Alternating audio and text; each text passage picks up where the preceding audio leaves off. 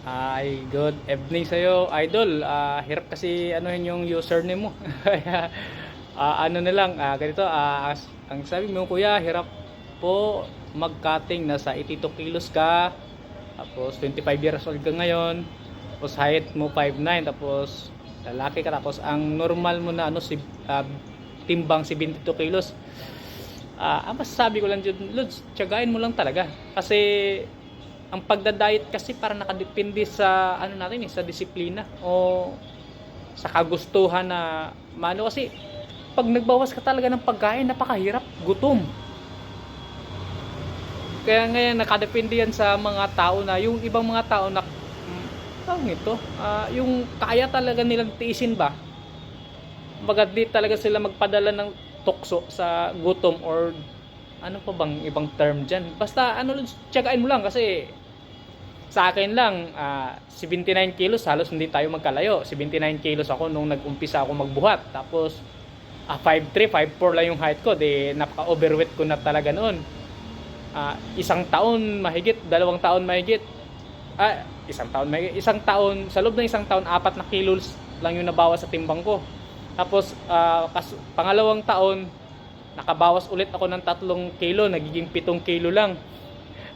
Ganun kabagal. Basta ang ano diyan, kung wala ka namang competition na pinaghahandaan, dahan-dahan lang. Dahan-dahan. Parang wala kang parang time limit. I-enjoy mo lang yung pagda-diet. Kumbaga, dahan-dahanin mo lang. Adjust ka lang ng adjust pa konti-konti sa kain mo. Parang every month o every 2 months, mag-a-adjust ka ng dami ng mga kinakain mo. Ang isa din sa may ano ko dyan, Lods, yung mga liquid calories. Sa madaling sabi, yung mga asukal, mantika, ano pa ba. Basta yung mga processed foods, isang iwasan mo rin yan para mas mabilis-bilis yung ano. Kasi ayon kasi sa mga medical expert, ang pinakamahirap daw talaga i-burn na calories yung galing dyan sa ano asukal, saka sa mga mantika. Okay lang sa mga mantikang ano healthy.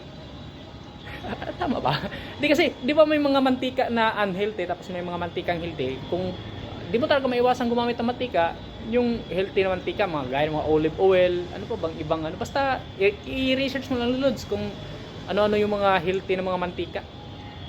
Basta ang ano diyan, pagka gusto mo talagang mga gumamit ka ng mga low calories foods para makakain ka ng marami-rami na hindi ka ganun ka gutom, pero nakadeficit ka pa rin. Kasi pagka ang kakainin mo mga high calories foods, kakaunti lang yung makakain mo, tapos mabilis pa matunaw yung kadalasang mga ganung klaseng pagkain. Di aabot ng mga 3 to 4 hours, gutom ka na naman, di kakain ka naman ngayon, di paano ka makapag-deficit ng maganda-ganda. Kaya gamitan mo talaga siya ng mga low calorie foods para makakain ka ng mas marami, na makaramdam ka ng busog, na kontento ka hanggang 4 to 5 hours bago ka makakaramdam ulit ng gutom. Tapos yun nga, yung mga liquid calories, tanggalin mo na rin yun.